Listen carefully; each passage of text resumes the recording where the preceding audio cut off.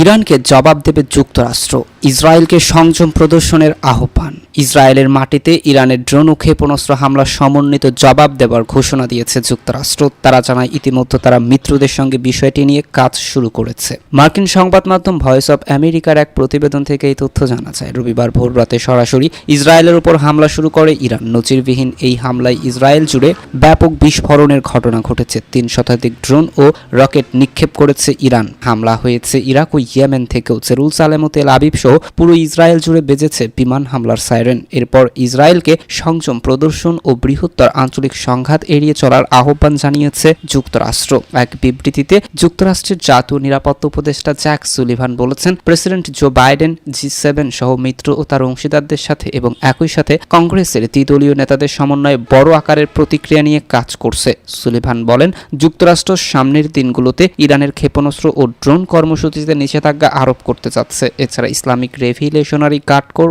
এবং ইরানের প্রতিরক্ষা মন্ত্রণালয়কে সমর্থনকারী সংস্থাগুলোর বিরুদ্ধে নতুন নিষেধাজ্ঞা আরোপ করা হবে। বারবার উত্তেজনা প্রশমনের আহ্বান জানিয়েছে হোয়াইট হাউস। ইরানের সঙ্গে কোনো সংঘাত বা যুদ্ধ দেখতে চান না বলে মঙ্গলবার সাংবাদিকদের জানিয়েছে যুক্তরাষ্ট্রের জাতীয় নিরাপত্তা মুখপাত্র জন কির্বি। ইরান ৩০০টির বেশি ড্রোন ও ব্যালিস্টিক ক্ষেপণাস্ত্র এবং ক্রুজ ক্ষেপণাস্ত্র ইসরায়েলের দিকে নিক্ষেপ করলেও এর বেশিরভাগই যুক্তরাষ্ট্র ও আঞ্চলিক মিত্রদের সহায়তায় ইসরায়েলি সামরিক বাহিনী বাধা দিতে সক্ষম। ক্ষয়ক্ষতির পরিমাণ দেখে অনুমান করা হচ্ছে ইরান আগে থেকেই তাদের সতর্কবার্তা দিয়ে দিয়েছিল। অন্যদিকে আবার ইসরায়েলের উত্তর অঞ্চলে সামরিক স্থাপনায় হামলা চালিয়ে লেবাননের সশস্ত্র গোষ্ঠী হিজবুল্লাহ ভয়াবহ জবাব দিয়েছে। ড্রোন ও ক্ষেপণাস্ত্র ব্যবহার করে চালানো এই হামলায় ইসরায়েলের 14 সেনা আহত হয়েছে। তাদের মধ্যে 6 জনের অবস্থা আশঙ্কাজনক। খবর রয়টার্সের। ইসরায়েলি সেনাবাহিনীও স্বীকার করেছে এই হামলায় তাদের 14 শূন্য আহত হয়েছে। আহত সেনাদের মধ্যে 6 জনের অবস্থা গুরুতর। জবাবে লেবানন থেকে আরব আল আরমাসে বেদুইন গ্রামের দিকে গোলাবর্ষণে বেশ কয়েকটি উৎস ও অ্যান্টি ট্যাঙ্ক মিসাইল এবং ড্রোন উৎক্ষেপণ শনাক্ত করার পরে